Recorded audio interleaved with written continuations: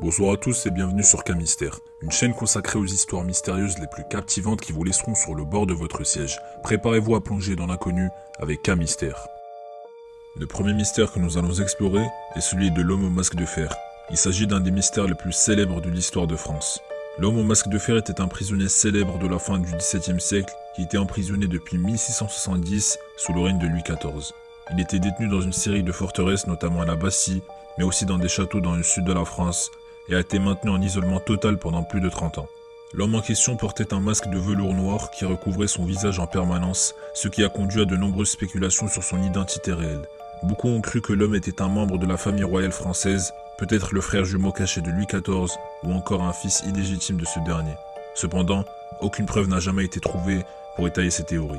L'homme au masque de fer est décédé en 1703 sans que son identité soit révélée. Le mystère entourant son histoire a inspiré de nombreux auteurs et cinéastes et a fait l'objet de nombreuses spéculations et théories au fil des siècles.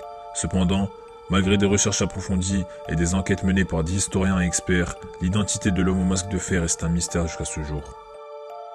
Le deuxième mystère que nous allons explorer est celui de la ville fantôme de Centralia en Pennsylvanie. C'est un mystère qui fascine le monde entier depuis des décennies. La ville a été fondée en 1841 et était autrefois une communauté prospère de mineurs de charbon. Cependant, en 1962, un incendie de charbon souterrain s'est déclenché dans une mine désaffectée de la ville. Au départ, les résidents ont cru que l'incendie serait éteint rapidement. Cependant, l'incendie a continué de brûler sous terre et a finalement causé l'évacuation de la ville. Au fil des ans, les flammes ont détruit les bâtiments et les routes, créant un paysage désolé et apocalyptique. Malgré les efforts pour éteindre l'incendie souterrain, il continue de brûler à ce jour et il est probable qu'il brûlera encore pendant des décennies, voire des siècles. La ville de Centralia est maintenant considérée comme une ville fantôme avec seulement quelques résidents restants. Le mystère de Centralia a suscité de nombreuses théories, certaines affirmant que l'incendie a été délibérément allumé pour pousser les résidents à partir, tandis que d'autres ont suggéré qu'il y avait une présence surnaturelle dans la région. La plupart des scientifiques se sont mis d'accord pour dire que l'incendie a été causé par une combinaison de charbon abandonné et de techniques d'exploitation minière peu sûres. Malgré les explications scientifiques, le mystère de la ville fantôme de Centralia continue de fasciner et d'attirer des visiteurs du monde entier.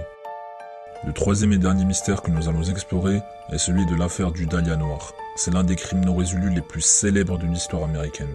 En 1947, le corps mutilé et coupé en deux d'une jeune femme a été découvert à Los Angeles.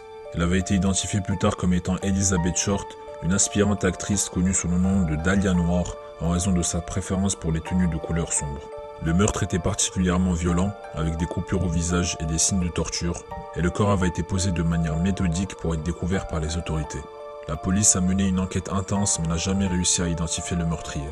De nombreux suspects ont été interrogés et certains ont même été arrêtés, mais aucun n'a été inculpé pour le meurtre. Au fil des ans, de nombreuses théories ont été avancées quant à l'identité du meurtrier, allant des gangsters aux médecins, en passant par les acteurs.